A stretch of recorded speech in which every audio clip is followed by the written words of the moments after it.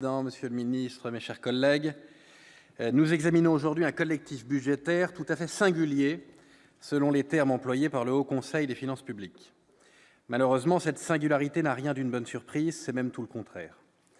318 entreprises françaises vont être taxées pour réparer les erreurs d'un précédent gouvernement.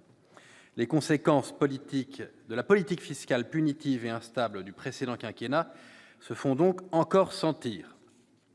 Ce cadeau empoisonné menaçait de dégrader le solde budgétaire de l'année et de sérieusement compromettre notre sortie de la procédure pour déficit excessif. Le groupe Les Indépendants partage la volonté du gouvernement et du président de la République de mettre fin le plus tôt possible à cette procédure. Nous souhaitons que soit restauré sans délai le crédit de la France en Europe. Nous admettons que dans cette situation exceptionnelle, des mesures exceptionnelles sont nécessaires pour respecter nos engagements. Pour toutes ces raisons, nous ne nous opposerons pas à ce texte présenté en l'état. Néanmoins, je voudrais souligner plusieurs points. Je passerai sur la forme du dépôt et de l'examen de ce texte, que nos collègues à l'Assemblée nationale et ici même ont dénoncé avec raison.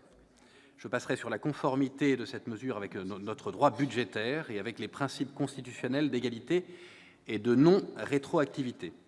Je voudrais simplement souligner que, comme souvent, les lois de la raison d'État nous laissent un désagréable arrière-goût d'injustice. Car non content de faire payer aux entreprises les erreurs de l'État, ce projet de loi pénalise les entreprises qui investissent et créent des emplois. En effet, une entreprise qui n'a pas distribué de dividendes depuis 2013 pour investir sera pénalisée. Elle devra s'acquitter de la contribution exceptionnelle, mais ne sera pas ou peu remboursée. À l'inverse, une entreprise dont le résultat est minoré par une distribution généreuse de dividendes pourra échapper à la nouvelle contribution et se voir remboursée en intégralité. Ainsi, sur 318 entreprises, 95 seront gagnantes et 223 seront perdantes, dont une dizaine très perdantes, selon vos propres termes, Monsieur le ministre. J'attire en particulier votre attention, ça a déjà été indiqué par mes prédécesseurs, sur la situation des mutuelles. Certaines seront lourdement affectées par ces contributions, sans avoir acquitté 1 euro de la taxe à 3%. Nous regrettons ainsi que la créativité proverbiale de Bercy en matière fiscale n'ait pas été mise au service d'une mesure plus fine, qui répartisse plus justement l'effort entre les entreprises. Vous héritez, il est vrai, Monsieur le ministre, d'une situation budgétaire ubuesque, nous le comprenons.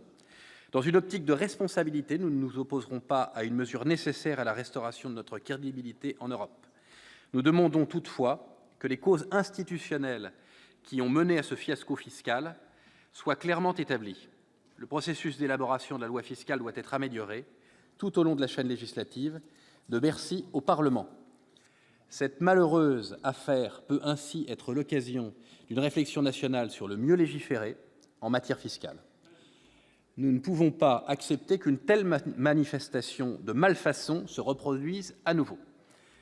Enfin, il nous semble que les questions prioritaires de constitutionnalité à fort enjeu budgétaire, qui se multiplient et qui menacent la stabilité de la loi fiscale, doivent également faire l'objet d'un suivi renforcé. Pour entrer enfin dans l'ère de sincérité et de responsabilité budgétaire que nous a promis le président de la République, nous devrons tirer collectivement les leçons de cette affaire. Je vous remercie. La parole est à M. Philippe Dominati.